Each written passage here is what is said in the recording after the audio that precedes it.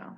And then folks will start trickling. And I know a few people were having some technical issues, but that's okay. Okay, We sounds can good. start. So I want to thank you for coming and being a part of the Black Latina Summit Hair Edition. It's so important because of, as Black Latinas, the struggles that we've had with hair and what that means for us and what that looks like. So we're so excited to have you. You are the CEO and founder of Pink Root Products. And that's so important, just your mission, what you've been doing. This is Mariel Mejia, and I'll just give a little bit of background to it. So you are the founder and CEO, like I said, of Pink Root Products, and a Dominican-American New York City native. Following years of using chemical relaxers, she has found herself left with brittle and dry hair from all the damage. After graduating college, Mariel began experimenting with formulas in her mother's kitchen to help improve her hair's condition, eventually launching Pink Root in 2019 as her passion project, and left her corporate job shortly after that to work on the beauty brand full-time. Pink Root Products was created to help customers like Mariel struggling with chemically treated and heat damaged hair to transition back to its natural glory. Thank you, thank you, thank you. Thank you for everything you do. Thank you so much. So tell us a little bit. I mean, we all have, I have my natural hair journey. I think we've all had so much, with our families, from our families to the outside world. Tell us a little bit about your journey with your own hair as a Black Latina. Yes, first of all, thank you so much for that introduction. I really appreciate that. I feel like you got everything. um, Growing up, Dominican American, I was born here, raised in the Bronx. My hair was always just like a really big topic in my life. It felt like it was always like the topic of conversation in my household, as it was for many Black Latinas. And I think especially for Dominican girls, this is like a really huge thing. I grew up going to the not the nail salon, but the hair salon every single Sunday, like every single weekend, we were at the hair salon getting our hair straightened. Every couple of months, we were getting our hair permed as well. And I remember asking my mom, like, why did you even start perming like our hair? And she told me that she was on the train one day and that this other Dominican guy, she was kind of like freshly just here. I was like a little bit young. I was probably like 6 years old, 7 years old, maybe. And she said that this man that who was also Dominican made a comment about our hair, me and my sister. Oh, like así no se usa el pelo aquí, like you should really do something about their hair. Right. Just like totally unwarranted. Nobody even asked him. Right. And that's when she started perming our hair. And of course, as a little girl, I was super excited because all I had been taught was, your hair has to be straight in order for you to fit the standard, in order for you to be pretty and stuff like that. So growing up, I had a really terrible relationship with my hair, as many young Black Latinas do. And I just think that it was really quite the journey to really not just only learn to care for my hair, but to really fix that relationship that I had with my hair. I remember when I first started going natural, how difficult it was because of all the comments that I would receive within my household. Ay, pero tú estás muy greñuda, like, y ese pajón and stuff like that. And, so it was a little bit difficult going against the grain, but eventually it kind of led me here. That's awesome, and there's so many similar stories. I'm sure you've heard other women have these same stories where it's like the family always had a comment to make about hair, or, you're not professional enough, or you don't look pretty enough. And so there's like this disconnection that we're automatically made to have with something that just how it naturally grows out of our scalp. Do you feel, so when you decided to take this journey, how did the journey start for you? Was it something where you just was experimenting just for you and you knew right away you wanted to share it with other women? Or was it a thing where it just was going to be something you were going to have for yourself and not necessarily grow it into a business? Like, how did that transition for you? Yeah, so it totally started out as like a hobby. I was like a freshman in college, and at that point, my hair was extremely damaged. My hair was super short. Even straight, it was just like up to here. So I felt incredibly insecure. about my hair and just about how I looked. So I Mhm. decided to go natural. And with going natural, I decided, I'm just gonna play around in the kitchen with some ingredients and try to bring my hair back to life. At this point, YouTube University was like a huge deal. All the girls were going natural Yeah. and none of us knew what we were doing. So I would just experiment with things here and there in my kitchen and I stuck to it. I felt like it was what worked for my hair personally. And it was just a hobby at first. But then like, again, everything started within my household. My sisters and my mom would be like, "Oh, but your hair looks different now. Like, what are you doing to your Hmm. hair?" So that's when I kind of decided, let me start sharing the formulas, just like with my friends and my family, to see if they like it and to see if this resonates with anybody. And, the rest is just kind of history. Wow. So it was one of those things where it wasn't until later on that it affected you or it hit you like other women need this or other women, this is important for other people, not just something that I keep to myself. I Right, love that. exactly. It was something that just kind of came later. I never set out to start a business. It was something that just happened, which I think is kind of like the cool part about it and what comes off as so authentic about the brand. It was never, let me just make some money. It was really just, let me just share what I'm making because people seem to like it and people are always asking me what I'm doing with my hair. And, there's no point in gatekeeping. Hmm. What was the moment for you that you realized that this was something that you needed to share with the world and make it bigger and make it a business? So really I had actually just started working for Damon John. I don't know if you guys Yeah, are Shark familiar with him. Tank. Yeah. Yeah. So I was just working as a receptionist there, but I remember I actually met my partner at this job and one of the first things he asked me when we like first like had, like a little drink or whatever, he was like, "What is Pink Brew? Like, what is this? Like, I see that you're always taking care of your hair with like your own products. Like, what is this stuff?" And I was like, "Oh, it's just something that I'm working on like at home. Like, I share with my family and friends." Really small, like, I really had no idea what I was doing. I was fresh out of college and he was just kind of like, "I think you should really take this a little bit more seriously. Like I could help you with your branding, let's take a stab at it." And ever since then, we've just been building the company together. I love that. You know why? Because sometimes I think that our passion projects, we feel guilty sometimes monetizing them because people Right. will make you feel like, well, if it's something that you want to do and it's something you love, why do you need to make money off of it? And I really feel like that's inundated on people of color, specifically women, because I don't really Hmm. feel like others are told that or meant to feel that way. It's like, oh, well, if it's something you love, but you can make money, it's okay. And I feel like we're oftentimes made to feel guilty about wanting to monetize something, and you can both can exist. So I love that for you. What were some things that you had to like obstacles you had to overcome, when starting the business, now that okay, I want to make this into something? I think that like, again, as somebody who had very limited resources, I really had no idea what I was doing as far as branding, marketing, like any of the other kind of trinkets that go into really building a brand.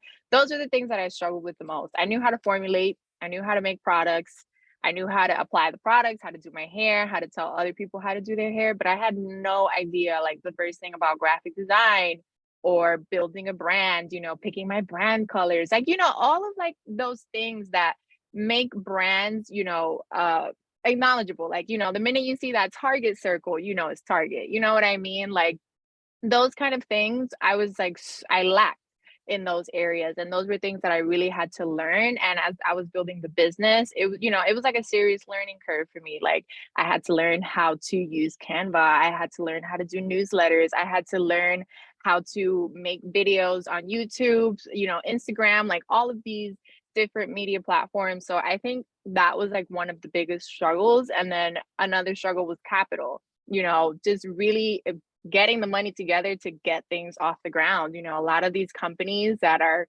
usually not Black or Latina owned are starting with $100,000 and things like that. I did not have that. So I would definitely say that those are the two biggest things that I struggled with because I just felt like I didn't have access to those resources.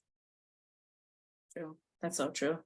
And then once you got things off, how did you get to find out like it was a hit, right? Like sometimes there's no way of knowing until you actually put it out there. When did you Right. know that other women, I mean, because with friends and family, they're always in love with you, dude. Yeah. So it's kind of hard. But Right. when complete strangers, really connect with your brand, what was some moments for you where, the world was really enjoying your brand and you knew you had, you made something that could last?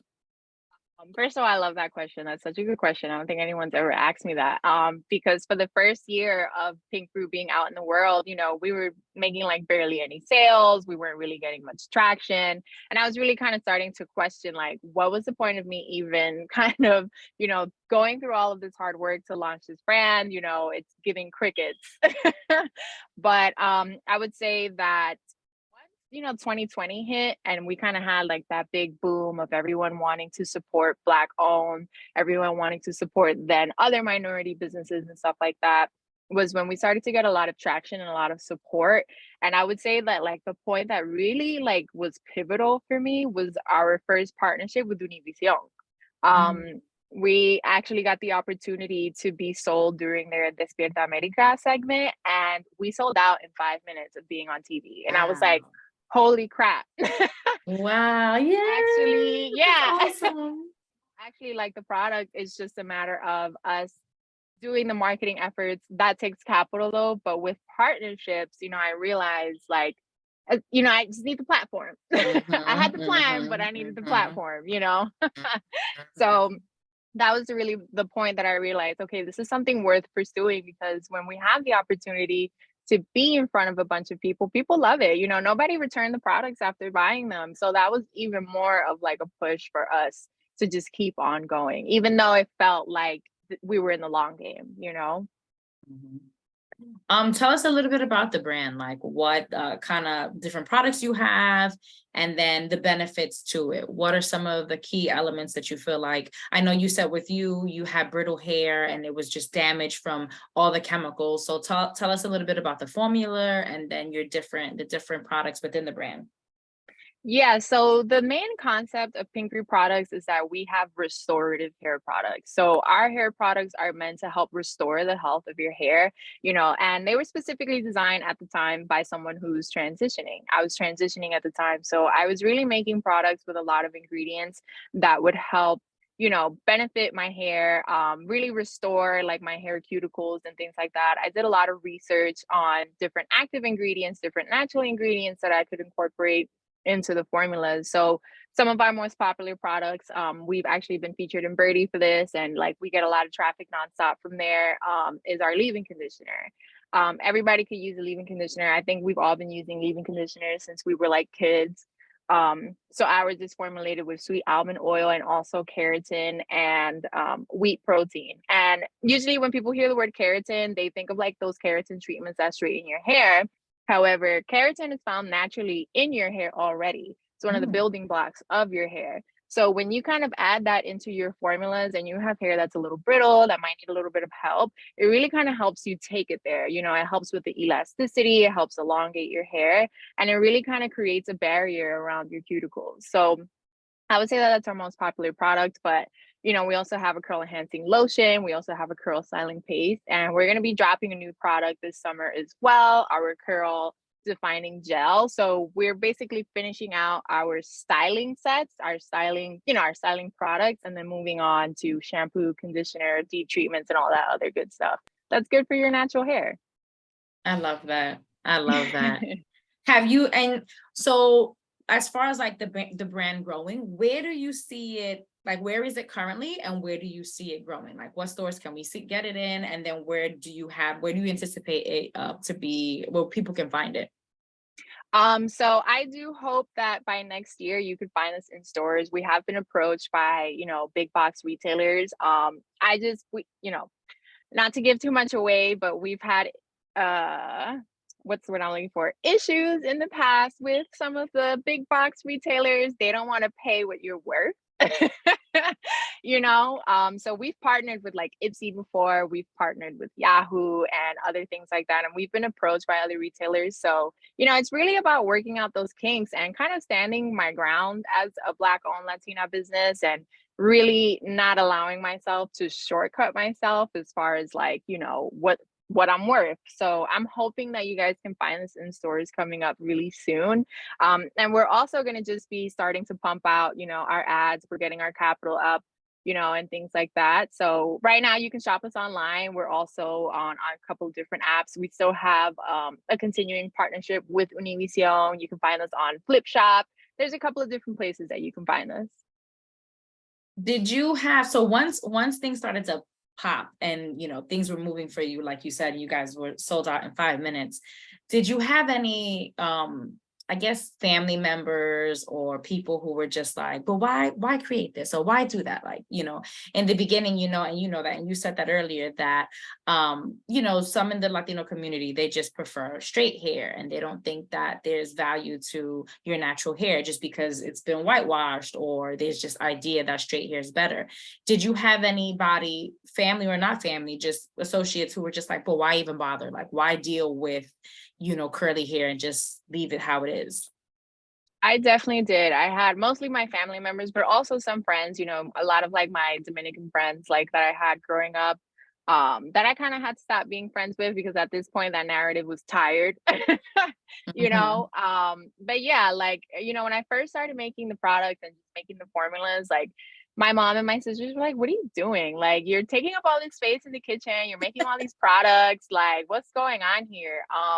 But as things continued to grow and they saw that I was like dead serious, they definitely kind of completely changed their tune and they were super helpful. So like when I had the big partnerships, when I had the 10,000 products to send to Ipsy's warehouse and all that stuff, they were hands-on. They were helping me label my bottles, helping me package all of my boxes and things like that. So I would definitely say that at first, and I think this happens to any entrepreneur, the people around me were just like, I'm not sure about this. And it's again, people are just, projecting. They could never imagine themselves doing something so out of pocket, so, out of left field and succeeding. And I think it's almost a way of trying to protect you in a sense. They don't want to see you fail. But once they kind of see that you're still pushing through and you're still doing it, they started to support. What's your top seller? Is it the leave-in conditioner? When you said everything sold out in 5 minutes, what was the product, or it was just all of them? So we had like an allotted inventory with Univision, so it was all of them. Okay. But on our website, our top seller is the curl styling paste and the leave-in conditioner. They tend to like kind of go like neck at neck. Like people really like those two products the most. And this you said the styling kit, The styling paste, the the curl styling styling paste, paste. and what's in the styling paste? What would you use it for? So the curl styling paste is usually like kind of like my finisher. So the curl styling paste is a mix between a gel and a cream. So it kind of gives you like that nice soft hold that a gel would, but it also gives you like that nourishment that a cream would. And I think people really appreciate that type of product because for curly hair, you really need kind of the best of both worlds, right? You want your hair to be defined, you want it to look elongated and all that stuff, but you also want it to be nourished and hydrated so it lasts you more than just 2 days. So that tends to be our most popular product, and it has beeswax in it, which is one of like the main ingredients that kind of helps really hold your hair in place. But it's also got xanthan gum, which is an organic gum that it gives it its jelly texture. And it's also got silk amino acids, got shea butter, and vitamin E oil. So it's just like a really good all around product for your hair to help hold it in place without the crunch. And so when we talk about, you said that the brand is for restoration, restoring damaged hair. Once everybody's journey with restoring their damaged hair is different, but this brand is also one where once we've restored it, we can then use it to maintain. Correct? Okay. Okay. Yes, Awesome. correct. So it's really just a way for you to get your hair healthy, but you can still use the products if you're, a veteran to the game. If you've got curly hair that is already healthy, you can definitely use our products just as a styling kind of additive to your hair. And it keeps your hair healthy. It protects your hair from damage. So, like, for example, our curl enhancing lotion is formulated with baobab protein that helps protect against UV rays Oh, and, wow. different environmental stressors like pollution in the air and things like that. So it just keeps your hair looking good. It maintains your hair. Okay. When you went on your journey for natural hair, how long did it take you? Because you were in the process of going through your journey and creating this brand, working together, obviously. How long did it take you?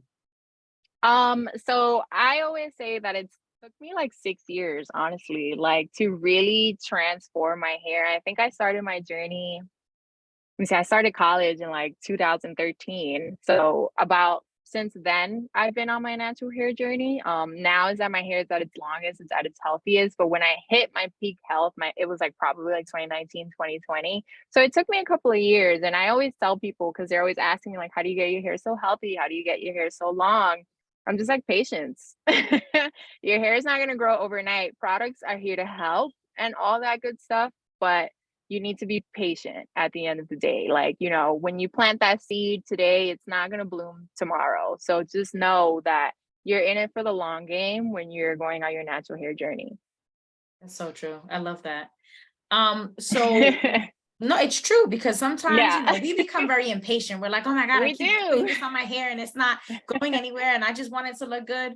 Um, do you feel like your product is also good for people who go in and out? So say I'm going to straighten my hair today and then I'll curl it tomorrow. Will it help as far as restoring it or giving it back? It's like between those sessions.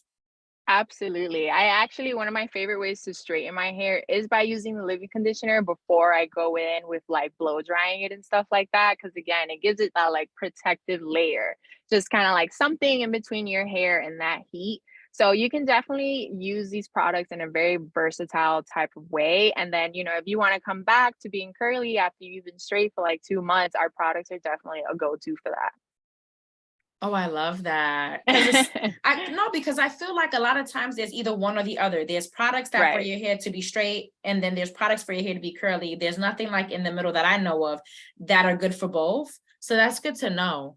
Yeah. And then for you, you said the leave-in conditioner is your favorite. What's your favorite? My favorite is the curl styling Oh, paste. the curl It styling. just like really gives me like I have it on right now. Like my hair is giving wave, like just like it gives you like your hair just such shine. It really just like I don't know how else to describe it. It really just like sucks it in for you. So that's definitely my favorite product so far. Yeah. But everything else, I use it in rotation. So if I'm doing, for example, a braid out with a curl at the end, I'm using the curl enhancing lotion. But the leave-in conditioner is a must no matter what I'm doing to my hair. It's kind of like a primer for your makeup, like Oh, okay. you have to put something in your hair after you've washed it, so it doesn't dry up and frizz up. You know what I mean? So leave-in conditioner is just like a non-negotiable for me. And the lotion. Talk to us about the lotion. How does the lotion work? So the lotion is one of my favorites for like thicker, more coarse hair types, like really like the 3C to the 4C girls. Because it's kind of thick, I've got a lot of butters and oils in that one. I've got mango butter, I've got avocado oil, I've got what else do I have in there? Grapeseed oil. So it can be a little bit more on like the heavier side. So I like those for like twist outs, braid outs, those kind of styles that maybe you want to sit under the hair dryer to set in place kind of a thing. So it's one of my favorite products as well, but it's definitely more for me like on a situational type of basis. So Gotcha. usually when I'm doing those kind of things is when I use the curl enhancing lotion. But like I said, for my type 4 girlies, they love that product. What's been a really good highlight for you in your career or like customer feedback that you can think of where you felt like so honored? So I would say that my biggest highlight was probably the time that I was actually on TV, which was last summer. I got the opportunity to actually go into the Univision studios and I did my first ever TV interview and it was fully in Spanish. And now I'm fluent in Spanish, but this was like a completely different level. And I was like shaking in my boots. Like I Oh, was so nervous and the crew was actually super sweet. They were like, "Oh, like we'll help you. Just don't speak English though."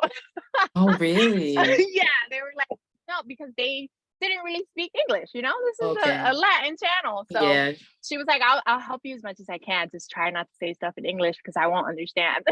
Oh my Yeah. God. So that was like a really big highlight for me. And I think that like it proved the point too, like Pink Root is here. We're making our mark and we're kind of here to stay and people like us.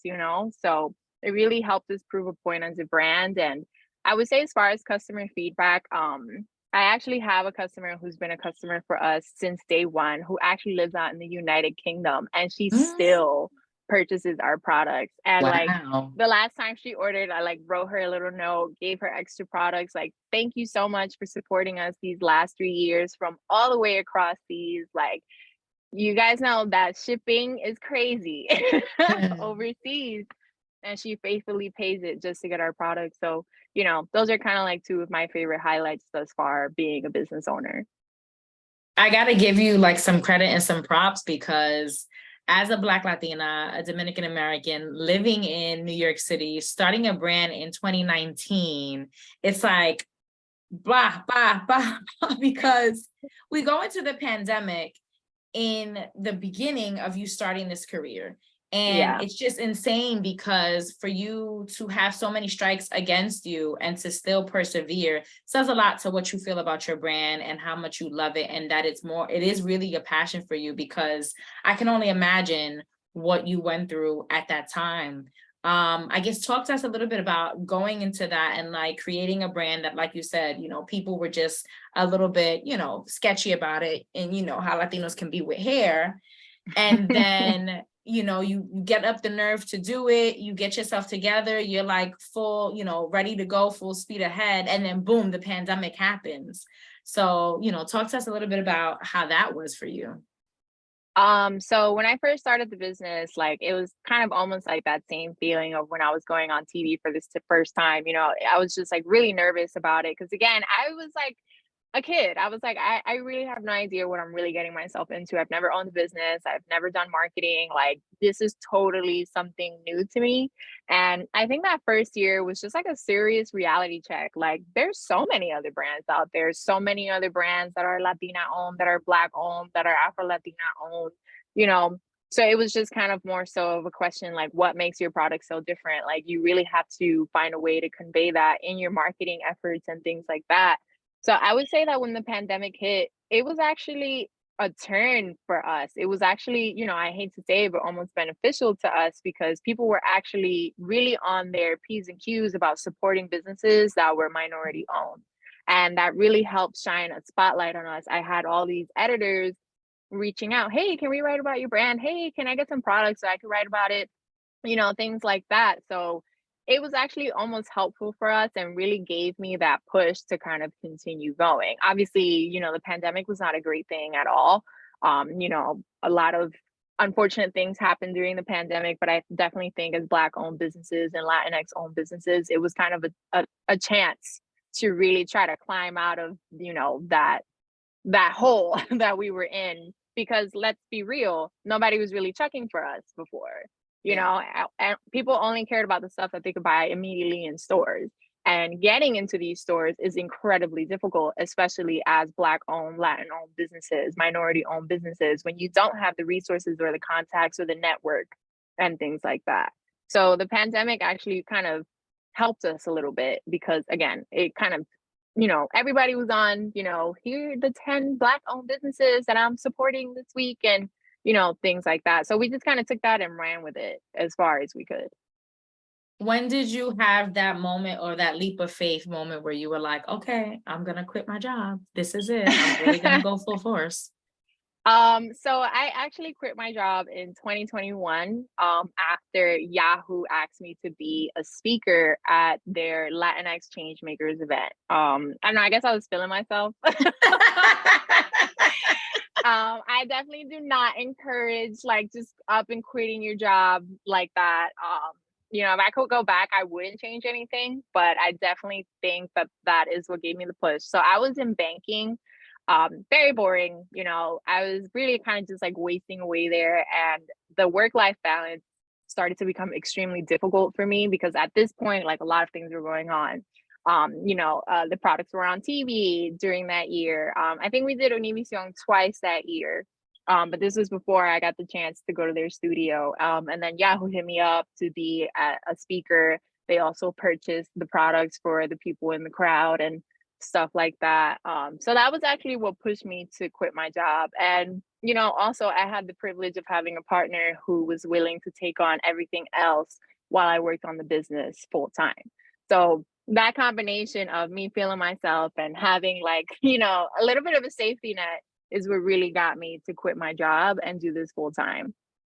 And that's awesome, right? Like you hear so many stories about, just partners or family members or people just being there for each other. I think in order for us to kind of move forward in our communities, we have to have our allies and our the people that just care about us and allow us that space because, obviously your partner cares about you and what you're doing and believes in what you're doing enough to do that. And, we got to give love and show and give flowers to those people as well. You hear stories where people's moms or people's, aunties or whomever will say, hey, here's a check or here's, Right.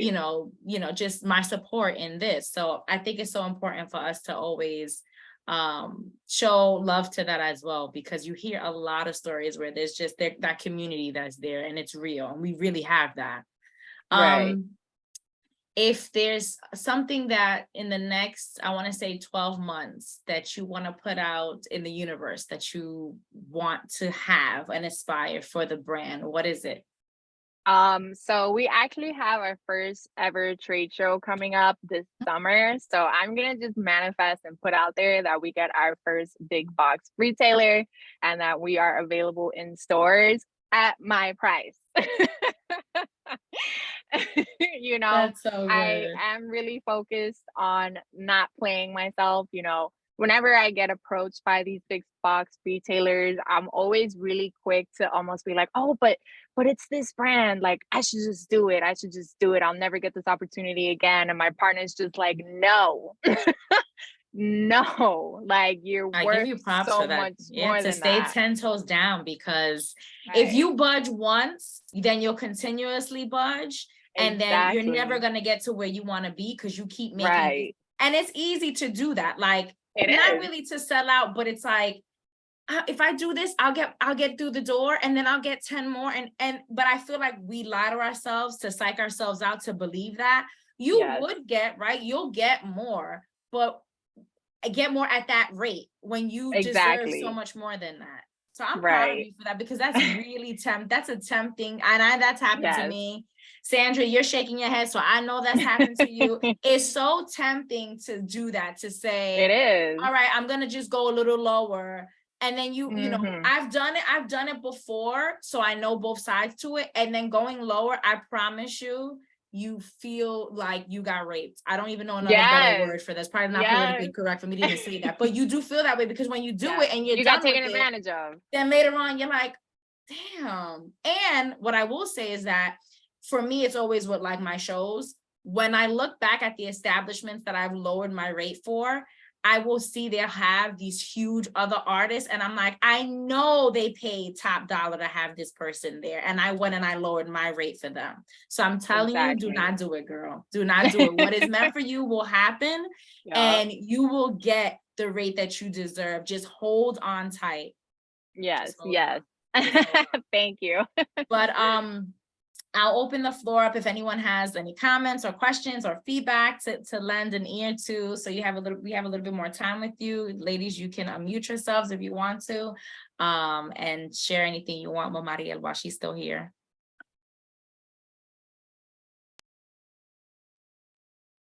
Just have to say, I'm so proud of you. It just makes me want to cry.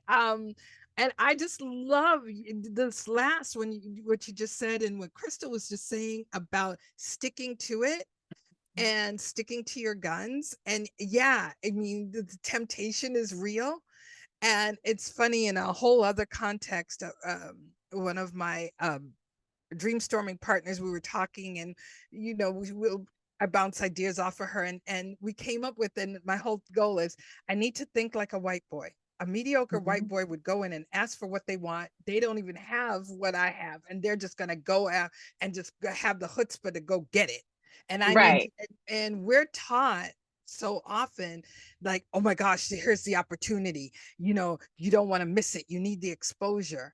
And then, and I'm learning more and more about, exposure or standing your ground and the respect. And so I just props to you on that. I'm just loving you all over the place for that. And on the hair care journey, because as you know, as Afro Latinas, on straightening your hair, whether, you know, the good hair, the bad hair, the whole thing, you know, how that's perceived, even within family members, and how each of us might have different textures of hair and how that's looked at. So just bringing that about, I am just excited for you. Could you please put your social and your website address in the chat so that me speaking for me, can follow you and start stalking you? But Yes. yes, just my comments are pretty much all loving you for everything. And I just can't wait, look forward, I should say, to see what comes next, because this is just your beginning. And the fact that, you know, in the pandemic that it was able to take off and do that. And the fact, when you said that you were on Univision, the fact that they gave you that space, because we, did I say that? So yeah, so that's it, I'm done. Thank you so much. I really appreciate your kind words. And it's really things like that that kind of keep pushing me forward. And yes, like to the Univision thing, I was the only Black person on that roster. Like if you go to the website and you check out all the founders, I'm the only one who looks like me. It's really crazy. So, you know, it is really amazing to be taking up the space that I am, you know. The journey has been tough, it's been long, but I think more and more every single year, the universe really proves to me that this is what's meant to be and that I just need to stick it out and keep doing it. And, you know, sometimes there are times where I don't feel confident. I don't really feel like, you know, is this worth it? Like I'm going so hard, like, you know, but I'm hoping that the light at the end of the tunnel just gets closer and closer. So I It really will. appreciate your kind words. Thank you so much. It will. Rosa said, congratulations, Mariel, on building a business catered to curly haired people. I'm always looking for products to assist in my hair care journey. I'm excited to try your products. And as a fellow Dominicana, can say this is wonderful and you should be very proud of yourself. Thank you so much, Rosa. I really appreciate that. And I really appreciate that I've been able to connect with people, you know, on this level. I'm going to be totally honest. When I first started the brand, I was super shy about putting, you know, Latinas or Black people at the forefront. I was really shy about sharing my own founder story because, again, when I started in 2019, it just was not popular. It really was not. So, you know, it's something that I even have had to kind of fight through and really have had to allow myself to take up space and not be afraid of being like, yes, I'm Afro Latina, I'm Dominicana, I'm Black, I'm this, I'm that, and letting that be a part of like my brand's entire story. So thank you guys. No, definitely. And you should be proud of it because there's always going to be those, especially, you know, who will be like, oh, why are you putting our dirty laundry out there? Or why are you saying that, you know, it's, you know, Latinos have Yes. issues with curly hair, or like, no, we just And want you to look colorism better. and right. It's like, stop, full stop, Yeah. just stop it. So it's important, like you said, to have that vulnerability and even to tell the story about, you know, your mother relaxing your hair because of some stupid guy on the train making a comment about your hair. Those are pivotal moments in our lives where those are the moments that we see how things change for us, and then when we're ready to kind of make the change back and how that works. And even family, like, you know, you'll see your family give you a little bit of pushback, but then they'll support you when they see how important it is. But initially, it's very hard to convince people to get out of these habits and then to prove to them that it's of importance until it becomes important, if that makes sense. Yes, exactly. You know, it's really hard, you know, I think especially for like the older generation of Latinos and Caribbeans and stuff like that, to get them to break out of like these really toxic mentalities when it comes to our beauty standards. But yeah, I could definitely see how the people around me, I opened their eyes for a lot of different things. Like, this is how our natural hair looks. Like, it's so much better to just try to take care of it as is than try to force it to look like somebody else. I do not look like Jennifer Lopez. Like, it just doesn't work that way. And I want to look like me. I love that. I love that for you. So before we wrap up, you put you put your socials in the chat. And let Pink me put Root a little products. code in case you guys are interested. I followed you on Insta, on both your personal and your and product page already. Thank you so much. I'll be following back. And Pink Root products. Buy. Support, support, support. I know I need to get me some, so I definitely will and share some videos and pictures with you.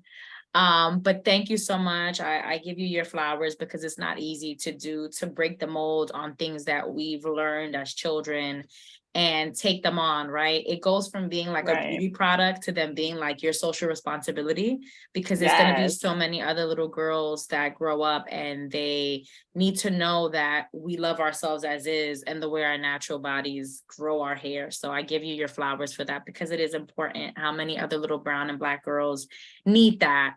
Instead of feeling the pressure of like I had no idea that they would put like lye is what they use to take off fur of horses. Oh, like wow, I didn't know that either. So like when they kill animals, right, you know, they take the hair off. Some animals have fur or hair that's thicker. Lye is used, that's in relaxers, that's what's used to take off hair of large animals. Wow. I did and not that's know what that. we've been putting on our head on top of lye is now, they say, has been connected to cervical cancer and ovarian cancer. There's a bunch of lawsuits circulating these relaxer companies.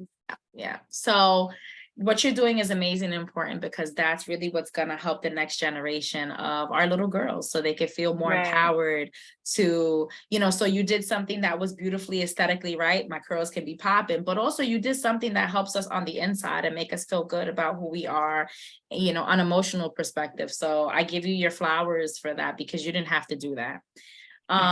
So thank you. I want to thank everybody for joining us, and this as always, it'll be on our IGTV, it'll be on our YouTube channel, and follow Mariel and all the amazing things that she's doing, and we'll see you all next time. Thank you guys so much. Have a great weekend. Have a great weekend. Bye. Bye everybody.